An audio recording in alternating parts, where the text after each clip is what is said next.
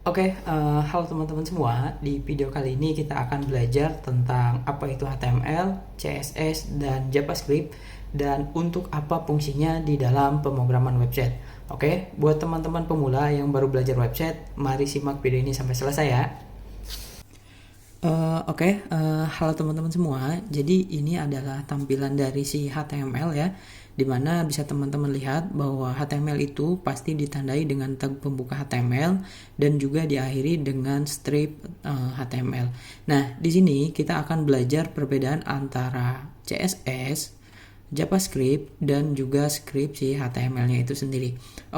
Sebenarnya bisa kita analogikan HTML, CSS, dan JavaScript itu seperti ini. Saya buat diagramnya, di mana contohnya HTML itu adalah rumahnya atau kerangkanya, sementara CSS itu adalah hal-hal yang berhubungan dengan tampilan, yang dimana biasanya kan kalau kita punya rumah tuh biasanya kita warnain dengan cat warna apa, kemudian ditanamin apa, atau misalnya atapnya nanti digimanain dan lain sebagainya. Itu berhubungan dengan CSS, yang dimana mempercantik sebuah tampilan rumah.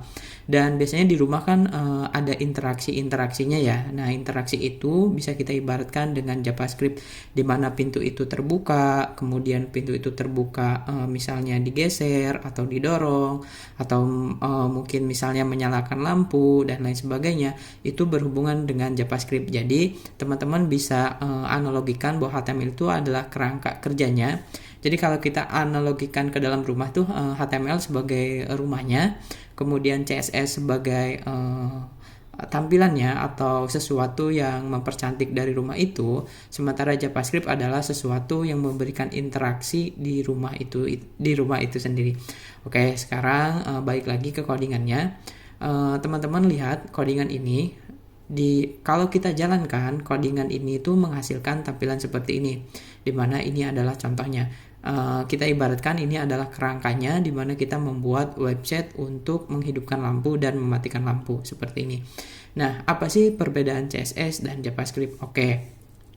Kalau dari script, JavaScript itu seperti yang tadi kita sebutkan adalah untuk membuat interaksi. Jadi fungsi JavaScript itu untuk menghidupkan dan mematikan lampu ini.